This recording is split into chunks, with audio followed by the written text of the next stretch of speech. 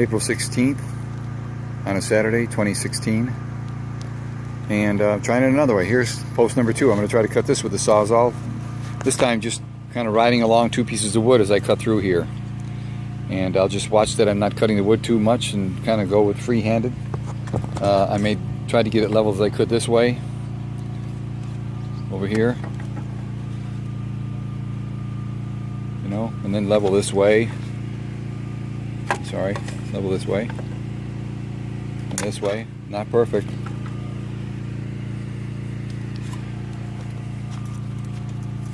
But it's lined up on the marks. The marks were made while the beam was up here level. So I'll do this and see what it comes out to be.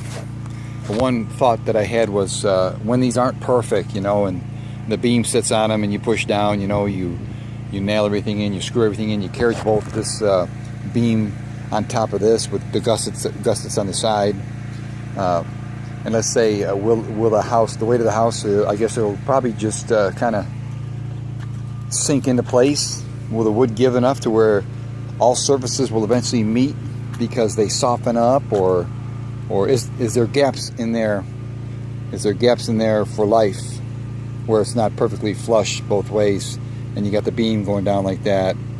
You know, that's, I wonder that. If you can answer that, let me know. Okay, I'm going to try to chop this one and see how it goes. This post here, by the way, is the post that everything came off the top of. That's the only post that I don't cut because everything came off the top of that one. Okay, I'll cut this and get back with you. Okay, finished cutting it.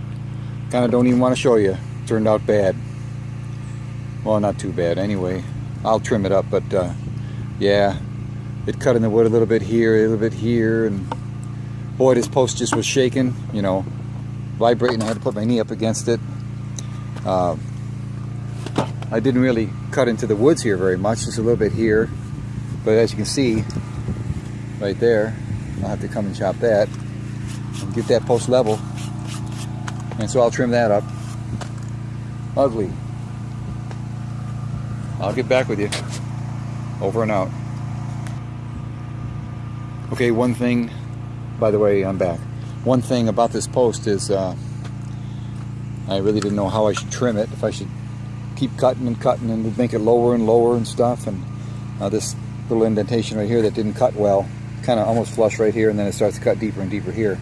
Well, this top surface, this gets a better reading than this bottom surface, even though that's only like, you know, 1/8 of an inch right there. Right there. When I put the level on the post that I cut first, the 4-foot level, and come over here, and I rest it on the top there, as opposed to resting it outward to the little section that was miscut lower, you can actually see the bubble go to a better reading. See if I can get it for you. See, it's the bubble's kind of toward your right, okay. Now I'm going to put it up here. I'm going to go up to that other surface that's only about 1/8 of an inch. Now you'll see the bubble. It's a little better off. I'm just going to leave it like that. I know it ain't perfect. I'd like the better stuff. So anyway, now onward to cut the next post. I got 3 more to cut down here. How will I cut them?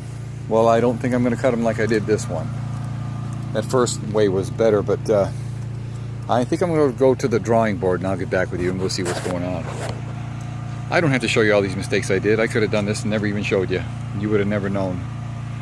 But my first house that I built, the 20 by 30 that I built, you can go back to that and see that.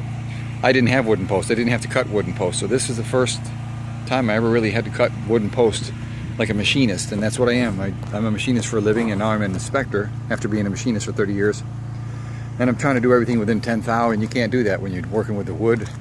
You have a little more leeway. But these top of the posts are pretty important to me, so I'm really trying to get them as best I can. Over and out. Be back with you when I figure out how I'm going to cut post number 4.